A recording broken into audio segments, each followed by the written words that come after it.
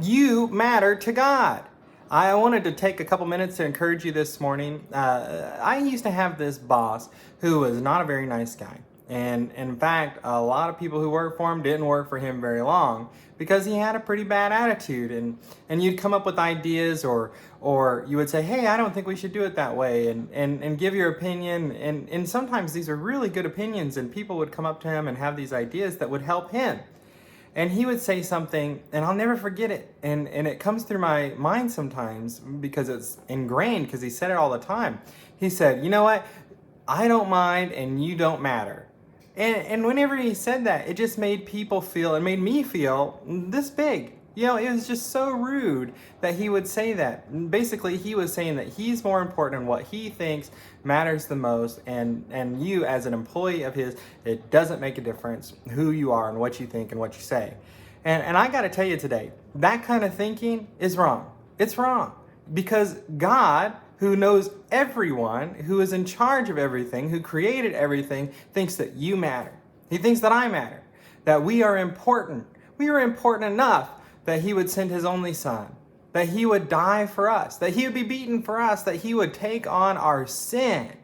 And everything that we've done wrong in our life, he would take it on his own back for our sake, so that we can be reconciled with God. And when Jesus rose from the grave, when he was lifted up, when he was exalted, when he came back to life after being beaten and hurt for our sake and broken for our sake, being separated from God the Father, when he came back, when he was resurrected, it showed that you matter to God. And even now, we're waiting for the Lord to return. And as we're waiting for him to return, we are hopeful that other people will realize that they matter to God too. And I'll tell you, you matter to God so much, and other people matter to God so much. Peter wrote about it. Peter, who walked with Jesus, who's a disciple of Jesus, who preached the very first sermon after Jesus was raised to heaven. Peter said this. He said in 2 Peter chapter 3, verse 9, he said, the Lord is not slow about his promise, as some count slowness, but is patient towards you, not wishing for any to perish, but for all to come to repentance.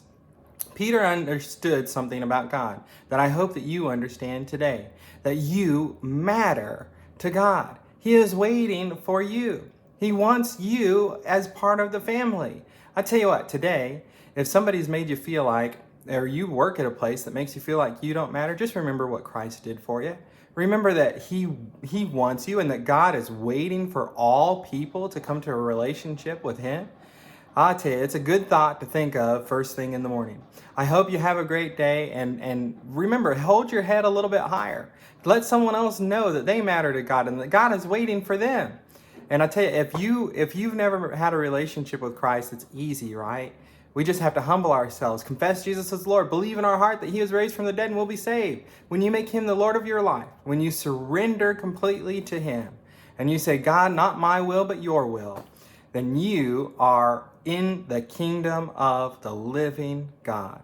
And your life can be changed. If you want more information or you want to talk to me, you can email me. I put that there in the notes as shannon@cfwchurch.com. Or you can just go to the cfwchurch.com website. There's a lot of information on there. But you have a great day, and I'll talk to you soon.